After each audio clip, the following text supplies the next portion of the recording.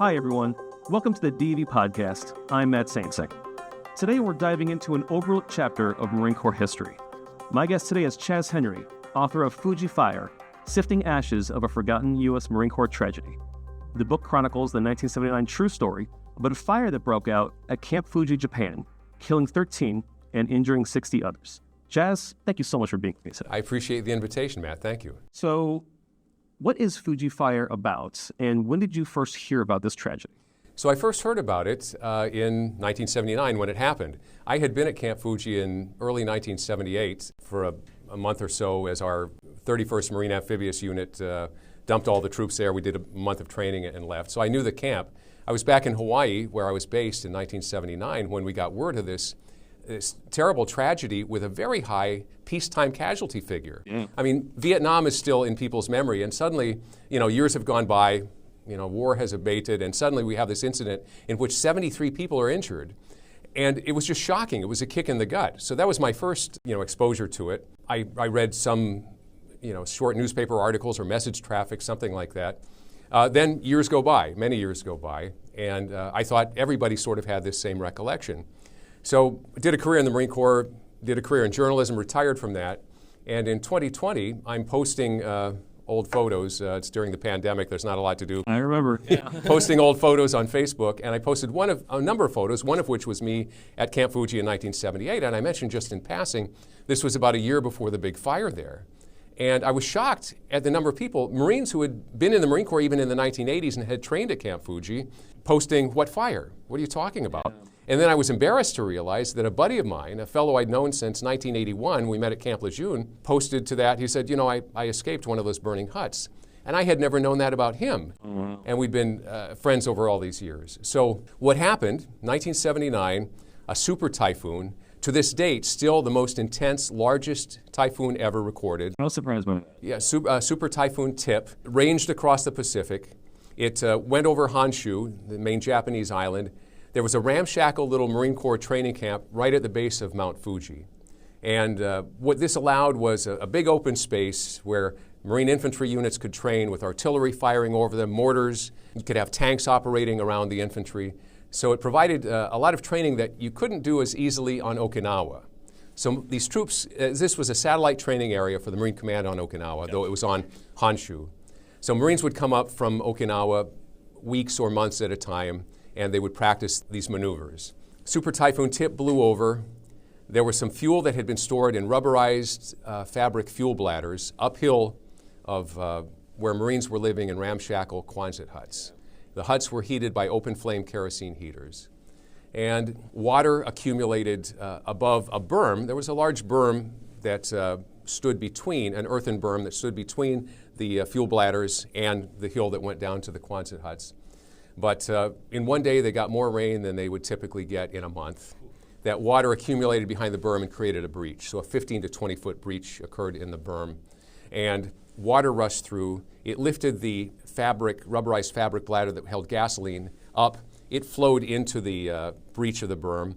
It was attached by hoses to pumps that were on top of the berm, each one weighing 1.5 tons. The hoses remained connected, and they pulled the pumps down into this breach also. The edges of the pumps were very sharp, and it sliced a 5-foot rip into the gasoline bladder.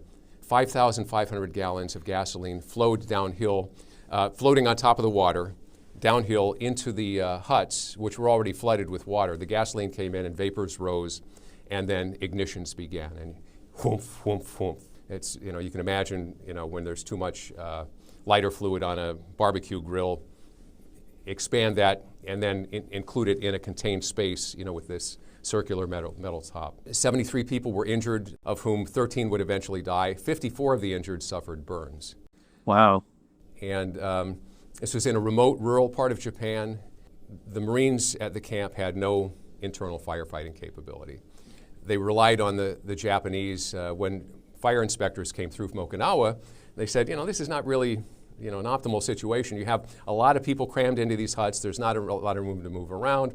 What do you do if a fire happens? And they said, well, we have a handshake agreement with the local Japanese firefighters. There's a Japanese military camp just across the road. They had some firefighting capability, and then there, in the town nearby, there were firefighters. this tested that handshake agreement. The firefighters responded, but they had never been allowed onto the camp before this. So they had no idea where hazardous material was, where buildings were, where access to water was, what the construction of the buildings constituted. And so they did as best they could. They came quite quickly. They weren't told, though, that it was a fuel fire. The people who called them likely didn't know. So they showed up with water, which is not what you really want to use when you're fighting a fuel fire. Right. Yeah, crazy. I think that some things that surprise me here from the book. One is that where these Marines lived was made of pine, essentially. It was a wooden structures. Right. They were wood frame with the corrugated metal on top. And, everybody at the time thought about Gomer Pyle USMC, which was an old TV show. I think people today won't even remember that, unless, I don't know, TV Land maybe, or it's been back. But but you still see Quonset huts. Sometimes people use them as garages or outbuildings. But these were old. They hadn't been there a long time, but they were sort of World War II era that had eventually ended up there. Because the Marines, in the 50s, when the Marines started occupying it, they actually just would go and put up tents. Yeah. The way you describe Camp Fuji here, I think as an Army veteran, an Army analog would be the Joint Readiness Training Center of Fort Polk, Louisiana, or the National Training Center in California, where units go and essentially deploy for a field exercise. And the buildings are already there, and the infrastructure is already there. But there's not a whole lot of assigned permanent personnel in these locations that kind of have this expertise. And it is very shocking, from the first days of the military, you learn about fire guard, how important it is to, keep someone awake, to make sure the fire, this goes back centuries. Right. How was that forgotten in this case? Well, it was very rudimentary, and the fire alarm system was, the fire watch was given a triangle, the musical instrument, it's called a beater, the little thing to go ding, ding, ding, ding, ding, and yell fire. This was the system. It wasn't anticipating a fire on the scale of what happened on October 19th, 1979. There were also some 55-gallon drums filled with water, the idea being that, you could have a bucket brigade throwing from that. Fire inspectors pointed out that, in the winter this is going to freeze, and if you have a fire in the winter, it's not going to help much. The fire prevention apparatus and systems were pretty rudimentary and not up to a disaster of this scale. And you spent time at Camp Fuji yourself, as you said before. So how did your personal connection shape this project? Well, I wondered where fuel was stored when I was there. But I did come to realize through the investigation that at least for 3 years prior to this incident, fuel had been stored elsewhere. It hadn't been stored directly above the camp. The movement of the fuel bladders to that point happened with the battalion that was there just before 2nd Battalion, 4th Marines. 2-4 was the battalion that was impacted by the fire. Yeah. And a unit had come in, a logistics support unit had come in, and a decision had been made that you could put the bladders up there. And in fact, the commander of that unit had been there 10 years before. His boss had told him, put the bladders up there. And the rationale was it was alongside a road that was above the camp, and all vehicles headed out on that road, or guys marched on that road to get out to the training areas. So vehicles could go by, you could fill up, and then head out to the training area. So there was an efficiency that came with that. You didn't have to, if you were to put the bladders on flat land, which was arguably safer, you would have to go downhill, fill up, go back up. These are all dirt roads, no paved roads in this camp. And so you're churning up the asphalt, or rather the volcanic ash of the dirt roads. You're raising dust. You might risk hitting Marines because everybody's walking around in this camp. So that was the rationale for putting it up there.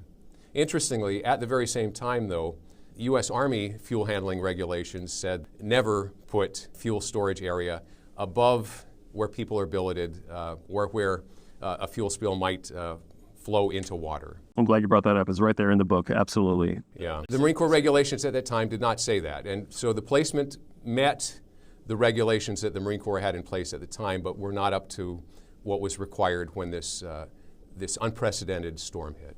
I think the way the book opens in the burn ward, these Marines, I think something that is particularly haunting and harrowing is at this time in Japan, it is very hot. Right. No, cool. It's cold. It's cold. Right. Okay. Well, I remember there in the one Marine was injured with burns, and there had heaters around him. Right. Because he no longer had skin to keep the heat within.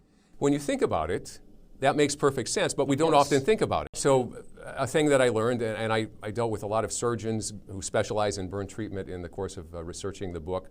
Our skin is our largest organ. The skin is actually an organ, and it's, besides keeping the blood inside us, it plays a huge role in our temperature, body temperature control.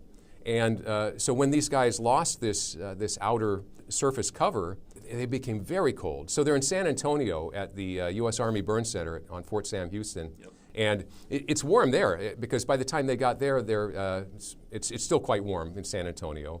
And even with that, it's air conditioned inside, but in the burn ward, they kept the burn ward particularly warm. You're talking about temperatures in the 90s, raised humidity maybe to 80%. Even in that context, they're also bringing heat lamps to the side of the bed because these guys are just so cold. Yeah, that was the image that really stuck out for me. And terrible. You spoke to some of the Marines who were there, survivors, and of course the families of those who perished.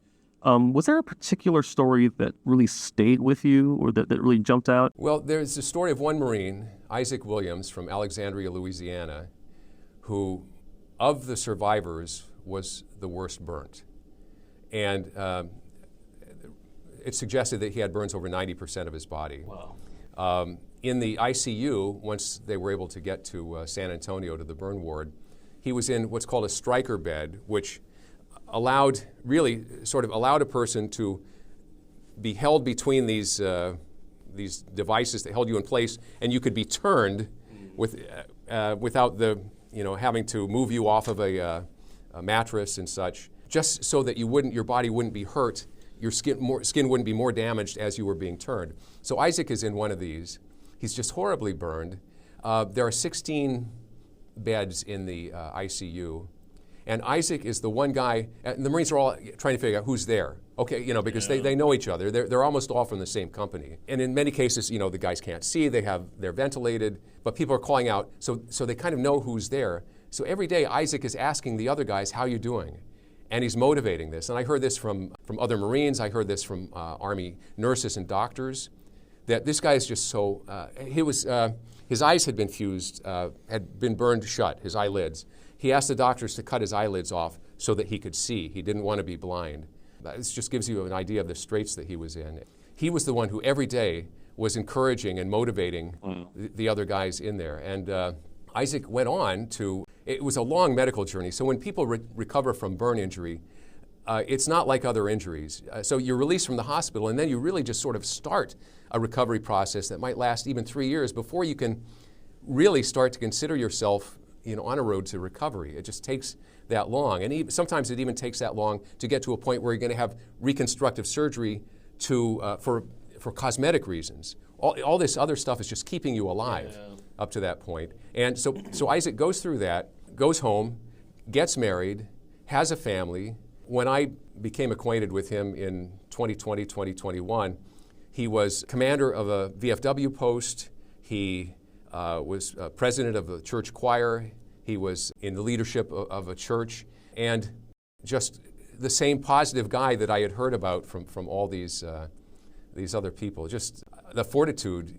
You have to ask yourself, where does that come from? Now, he has a very strong religious faith that was evident even as he was burned, and he told me about rushing through these walls of fire, because as the gasoline on top of the water flowed down through the camp, it's all on a slow downhill stretch. It would ignite, and 15-foot curtains of flame would rise, and they might even be moving. And so leaving the hut, he had to run through these. He was terribly burned, and he felt the presence of Jesus reaching out to grab him.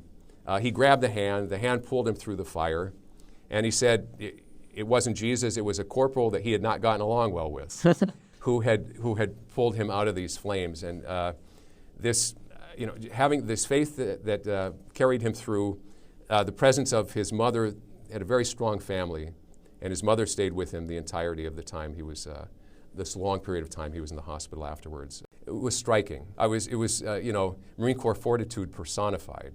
Did anyone get any awards for saving people during this? Were there any recognition? There were some. And in fact, this may have been, because records weren't kept, it's not clear, but a release from Headquarters Marine Corps suggested that there might have been more Navy and Marine Corps medals issued for this incident, and that's it's like the soldier's medal. It's for doing good. Right, but not against an enemy. Right. And for life-saving, life-saving, where your life is also at stake. But the awards, I think people who are in the military today will look, and in the book there's a record of those who I could document, of the awards that I could document. I'm sure that it's incomplete, but I documented as many as I could.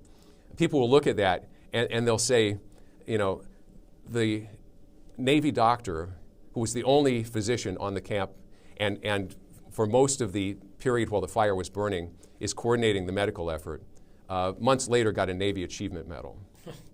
Corpsmen, there were 30 corpsmen, most of them just out of medical corps school, who were treating these terribly burned. They got meritorious mast, which I think is one step above a letter of commendation. Nothing you could wear in uniform. Right. Yeah. So that was partly the Marine Corps of the time, but there was also the fact that I think commanders worried if we give out a lot of awards, something terrible happened. Does it look like we're awarding people? So I think some people who did things that were really worthy of note may not have been recognized because of concern of how will this look if questions are raised about why the fire happened. That's kind of where I was going at. They don't want to really shine a light on maybe one of the worst peacetime tragedies ever. And let's talk about this. You go into how the Marine Corps handled, or really kind of mishandled, this disaster. What did you uncover of your research what was the institutional response from the Marine Corps? Okay, well, there are a couple things at play. So few people have heard of this. Principally, it's because 2 weeks later, hostages were taken at the U.S. Embassy in Iran. So that's when there was a huge shift of attention, and people just didn't look back at what had happened in Japan, and this long story that continued then with guys going through medical treatment and such, or even looking into questions about why it happened. The Marine Corps itself, I think, took the tack, let's just not talk about this because it will beg the question, why did it happen? Yeah. And investigators, shortly thereafter, there was a Marine Corps investigation. I had questions that I raised in the book about who was selected to investigate because the senior investigator had himself conducted a maintenance inspection on the camp subsequent to the fuel bladders being moved into place and not long before the typhoon and fire incident. Kind of grading his own work a little bit to some extent. Possibly. Did he have a vested interest anyway, I don't know. But the Marine Corps, I think, took the tack of let's just not talk about it for a number of reasons. So, for instance, Leatherneck Magazine, which is the magazine of the Marines since World War I, never did an article about the Fuji Fire or the Marines who were impacted. 10 years later, they did an article, hey, this is Camp Fuji, and they never mentioned that incident. One of the concerns was sailors and Marines in Okinawa, for some period of time, became very wary about going up to Camp Fuji. And I think they said, we don't want to spook these people, we're going to lose this great training area. And so what one did see in Okinawa was articles about how safety was much improved at Camp Fuji. And the improvements did begin to occur, and I credit that a lot to the Commandant of the Marine Corps at the time, General Robert Barrow, who was deeply impacted by these events. And I can talk about that in a second. But soon thereafter, he began making changes, putting money toward improvements at the camp. Before he left office, he had been Commandant maybe 100 days before the fire happened. And before he left his office, there was a fire department built and staffed on Camp Fuji, staffed by Japanese firefighters. It exists to this day, and I, a few years ago, had the opportunity to visit that and meet with those firefighters. So improvements did happen. They weren't talked about publicly.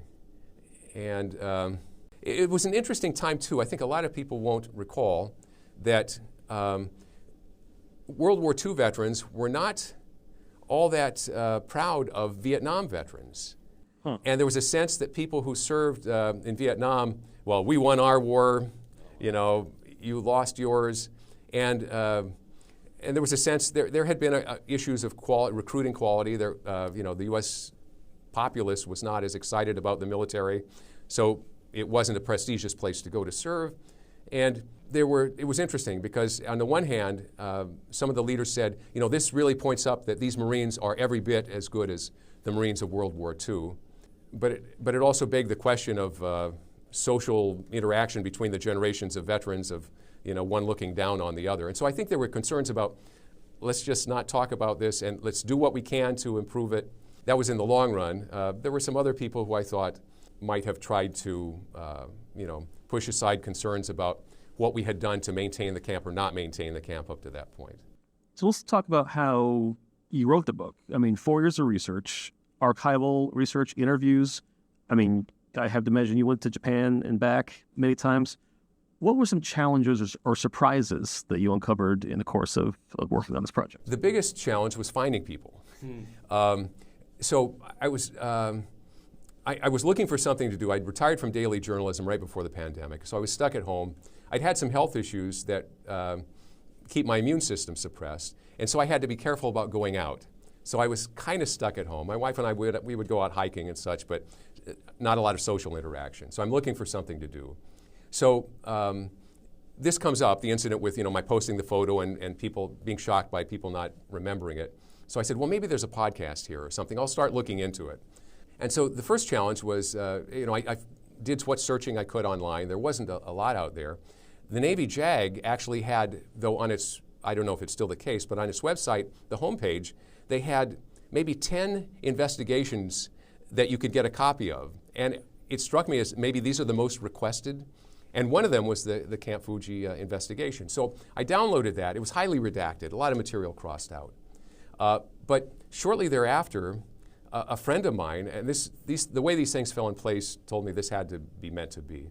This friend of mine in 1986 had done a Freedom of Information Act request, thinking that he was going to write a book about this. He's Charles Henderson, well-known author, wrote the book Marine Sniper, but he couldn't interest a publisher. So that had sat by the wayside as he wrote a number of other books.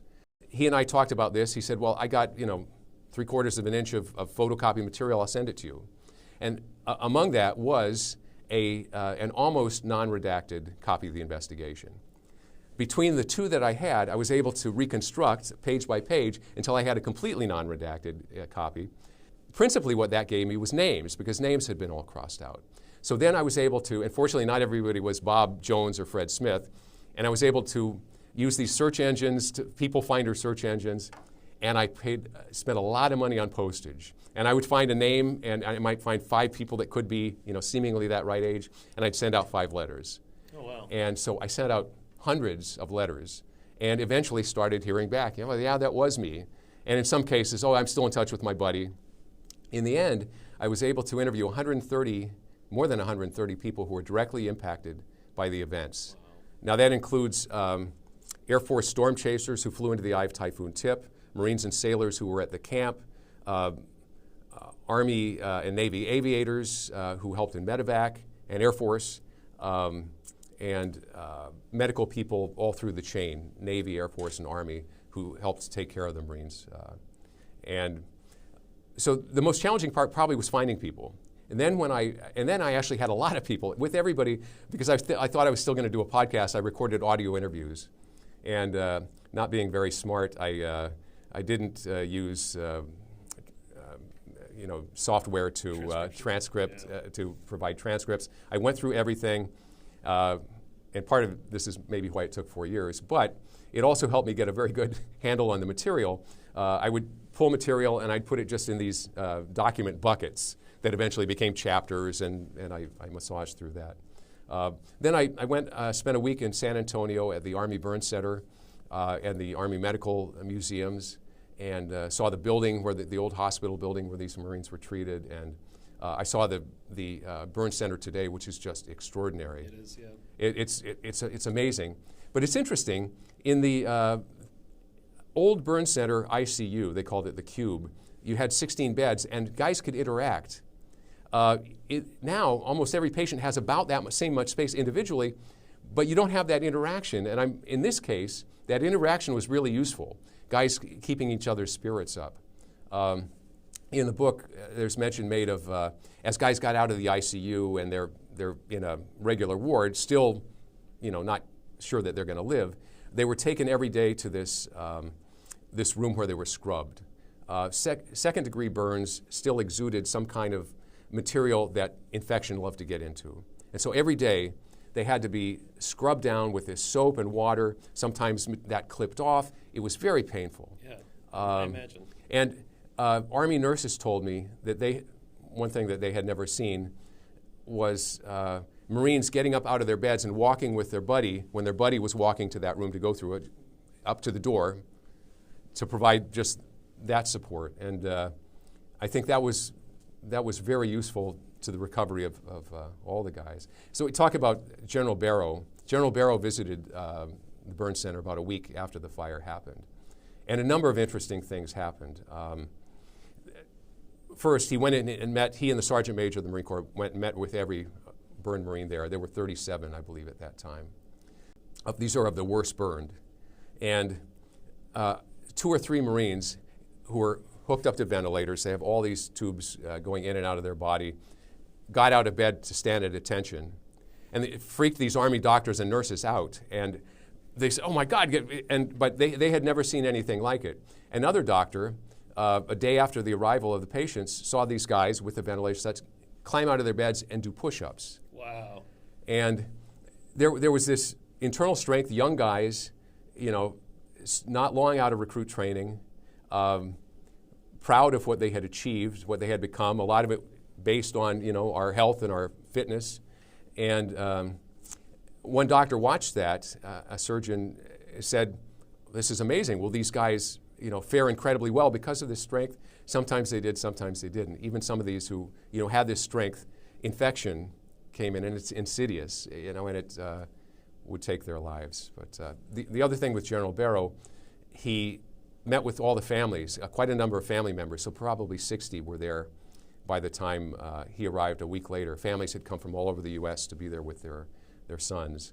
And there was a lot of anger about what had happened, a lot of questions that couldn't be answered. The general didn't have answers to exactly what had happened yet. The investigation had not even begun at that point. And he stood in front of the families, and I've spoken to a number of people who were there, family members, Marines, and this is just an incredibly tense environment. And these people were, someone asked who's responsible, who's accountable. And the general said, I guess I'm the Commandant of the Marine Corps, I guess I'm accountable. I'm responsible ultimately. And they just gave it to him. And people said the Commandant's wife was there with him, and tears were streaming down her face in the front of this auditorium where they were holding this meeting. And it may have been cathartic. There was a lot of this anger expressed to the Commandant. Finally, somebody got up and said, this guy has said, these guys are like his sons, and he's going to find out what happened. But it was a very tense situation in which the Commandant took accountability. Yeah. He wasn't involved in the design of the camp. He'd been to the camp probably a year before, so he knew what it was like, and he knew the state it was in. He described it as looking as if it had been built by infantry carpenters. So he knew the state of things, but he really did. In the wake of that, he did a couple things. I mentioned before that he started working to make sure that money was put in the budget to replace the billeting facilities, store fuel underground, and those things happened over a period of 4, 5, 6 years. But the thing he did immediately, and I went through 11 ranks. I was a staff sergeant, warrant officer, retired as a captain. So, I knew about generals, but I had never really given thought to general leadership. What is general leadership? At our level, we think tactical and operational. We kind of understand that. The general told every general in the Marine Corps, if you ever travel across continental United States, you're going to stop in San Antonio. And of course, that showed the Marines concern, showed them that there was concern on the part of the Marine Corps. But he said, what I wanted was every general to go through there and ask himself, how did this happen? And I thought, that is general leadership. Yeah. I mean, it's very early in his tenure as Commandant of the Marine Corps, and a lot of generals did. And a lot of them were very taken aback because it was a difficult environment to go into, given the shock of the injuries that one saw, plus the heat, plus the humidity. And you're also in all this gear, face masks, head covered, to avoid infections. But a lot of guys would have to leave. They'd have to be taken. A nurse would have to escort them to a bathroom to vomit or to cry or just recompose themselves. It was that shocking. So hopefully there was some benefit from that. But I thought that impressed me about General Barrow's reaction. And General Barrow, was he the World War II veteran, Korean veteran, Yes. and Vietnam veteran who said what he saw, it was far worse than anything he saw in combat? Yes, he said he described the Fuji Fire as the worst peacetime disaster of the of the time he'd been in the Marine Corps, and that was since 1942. And he said that thinking back on it, he said, I've seen a lot of bad things, ugly things in combat, nothing compared to his meeting the Marines who had been injured in the Fuji Fire. The injuries were shocking and distressing. Yeah. I think there's if you're under someone's command, you're also under their care at the end of the day.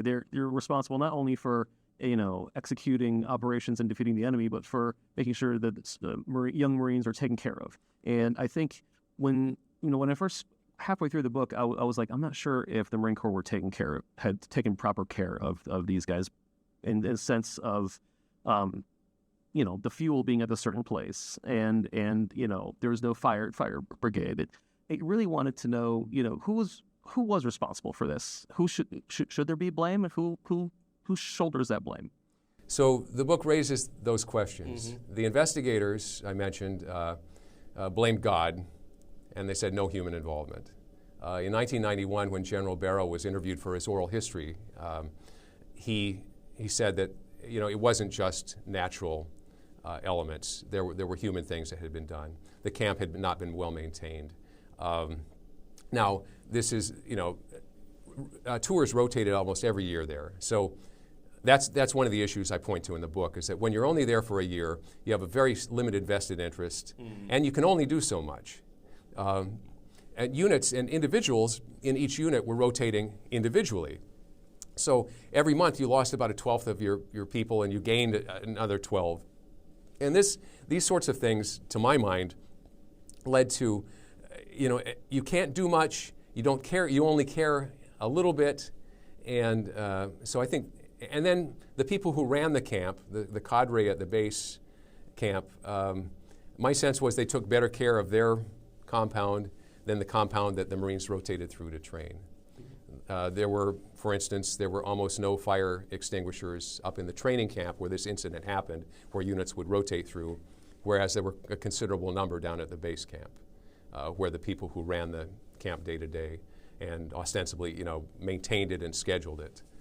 So I think readers my sense was that it was a cumulative effect of not enough attention to safety, this rotation system that didn't give people enough time to make a change if they were so inclined, and people in jobs that they might not have been trained for. And this was a time in the Marine Corps where it was building back quality.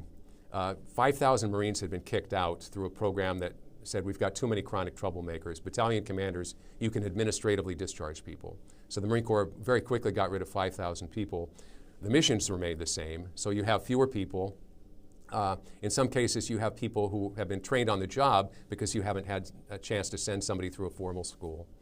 So this combination of things, to my mind, is what resulted. But I am curious to hear what readers think. I've tried to lay out as much as I could find from documents and from triangulating people's recollections, and particularly with documents where I could, to explain sort of, the state of the Marine Corps at the time, the Marines to whom this happened, the camp itself, and the incredibly inspiring, if ad hoc, response. Now, this is before the Joint Force. Today, everyone knows about the Joint Force. That was not the case in the late 1970s. Services were pretty insular, and a lot of people from different services came together in this instance, often sort of overcoming, or despite, organization, out of altruism, to do what they could for these Marines. And there's some incredible tangents. I mean, what sustained me for 4 years, as I kept coming upon these stories, the pilot, Air Force pilot who commanded the first of 2 C-141s that took the guys from Japan to Texas, had not flown cargo aircraft his entire career. He was a fighter pilot who was shot down over North Vietnam and had spent 1,917 days as a prisoner of war in Hanoi. Wow.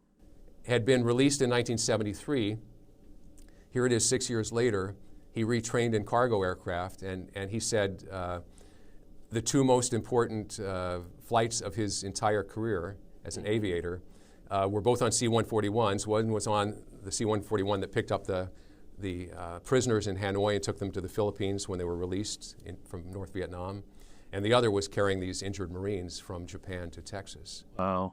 And there are a lot of other tangents like that, and I tried to make it a very human story. This is, as a Marine and as a journalist covering defense issues, I've always been of the view that it's not about maps and arrows, it's about human beings. Yeah, absolutely. And so I tried as best I could to learn as much about each individual who was involved in every aspect and kind of present their human story. And I've made some wonderful friends in the course of this and met some people who were just incredibly inspiring. And I'm pretty sure this is going to be the most meaningful thing I have ever done in my career as a Marine or as a journalist, because this was so tragic and yet so little remembered. I had an email the other day from a Marine who wasn't involved in the book, but he had read the book, who told me, those of us who were there that day, because this is never mentioned in Marine Corps history, ask ourselves, should we feel ashamed? Implying, did we do something wrong? Yeah. Why hasn't the Marine Corps acknowledged this? Interestingly, the Marine Corps Museum just opened its second wing that talks about Marine Corps life from 1976 through present day. And I was kind of excited about going. And in fact, I got a couple of guys who were veterans of this incident, and we went down once it opened, thinking that there might be something about the fire, but there wasn't. So it's been gratifying to formally document something that I think should have been before, and I felt that I was in my position as a Marine, having done a long career in journalism, learned research techniques, and having the time that I could devote to it. It seemed meant to be, and it was a privilege to work on this. I mean, I loved it. You see the corners are well worn on here because I took it everywhere with me. My last question here is, what do you want readers, particularly veterans, to take away from this book? That the spirit, while resources and such vary over time in the military, the spirit that animates the people who serve is pretty constant.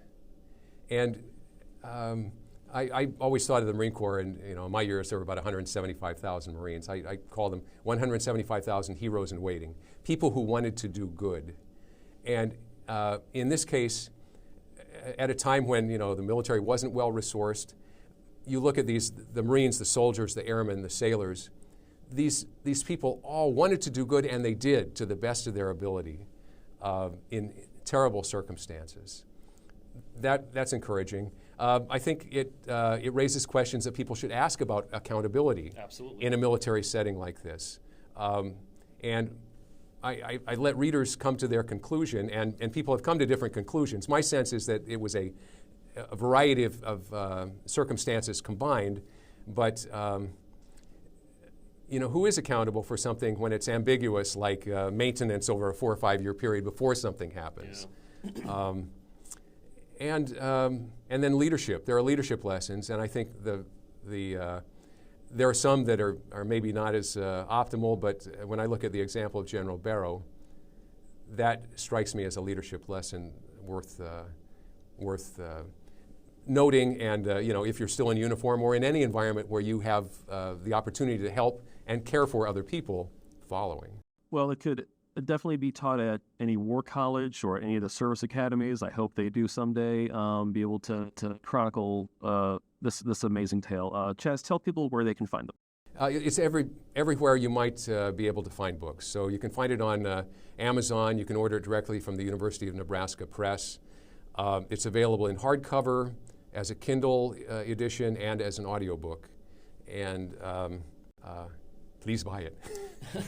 And when you do, we'd love to hear from you at DAV. We really want to. Please reach out and let us know what you think about the book. But Chaz, thank you so much for being here. Again, a pleasure, and hope to have you again sometime. I appreciate the invitation. And one last thought is, a lot of people, when they think about disabled American veterans, think about people injured in combat. Of course, that's the main reason the organization existed. But in peacetime, we know in training, there are often people that are very seriously hurt and need to be included and revered in the same way. And in this instance, people weren't actually even training. they were at a training site when this just happened to them. But these are forgotten disabled American veterans, Absolutely. I think, in addition to having been involved in an incident that was forgotten. So I think it helps people understand sort of this wide continuum of the people that fall into this category. It's a contribution to the community and to history. So, Thank you. for DAV, I'm Matt Saintsing. Until next time.